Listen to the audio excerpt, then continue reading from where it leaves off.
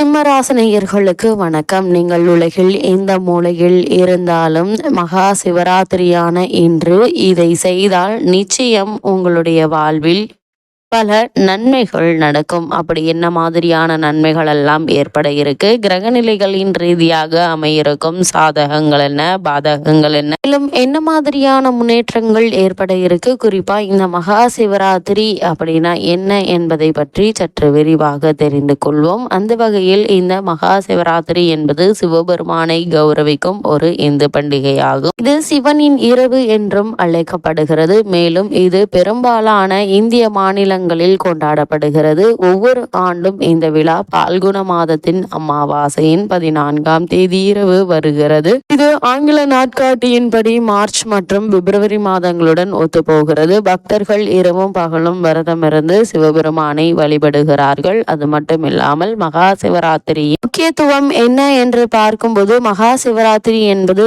ஆழ்ந்த ஆன்மீக முக்கியத்துவத்தை கொண்ட ஒரு இந்து பண்டிகையாகும். இது உண்ணாவிரதம் மற்றும் தியானம் மூலம் இருள் மற்றும் வாழ்க்கையின் தடைகளை வென்றதை குறிக்கிறது. இந்த மங்களகரமான சந்தர்ப்பம் சிவபெருமான் மற்றும் சக்தி தேவியின் தெய்வீக சக்திகளின் சங்கமத்தை குறிக்கிறது. இந்த நாளில் பிரபஞ்சத்தின் ஆன்மீக சக்திகள் மிகவும் சக்தி வாய்ந்தவை என்று நம்பப்படுகிறது. மகா சிவராத்திரி அனுசரிப்பு என்பது உண்ணாவிரதம், சிவபெருமானை பற்றிய தியானம், சுய பரிசோதனை, சமூக நல்லிணக்கத்தை ஊக்குவித்தல் மற்றும் சிவன் கோவில்களில் விழிப்புணர்வை ஏற்படுத்துதல் ஆகியவற்றை உள்ளடக்கியது. பகல் நேரத்தில் கொண்டாடப்படும் பெரும்பாலான இந்து பண்டிகைகளை போல் அல்லாமல் சிவராத்திரி இரவில் கொண்டாடப்படும் ஒரு தனித்துவமான பண்டிகையாகும். அது மட்டுமில்லாமல் மகா சிவராத்திரியுடன் தொடர்புடைய பல புராண கதைகள் உள்ளன.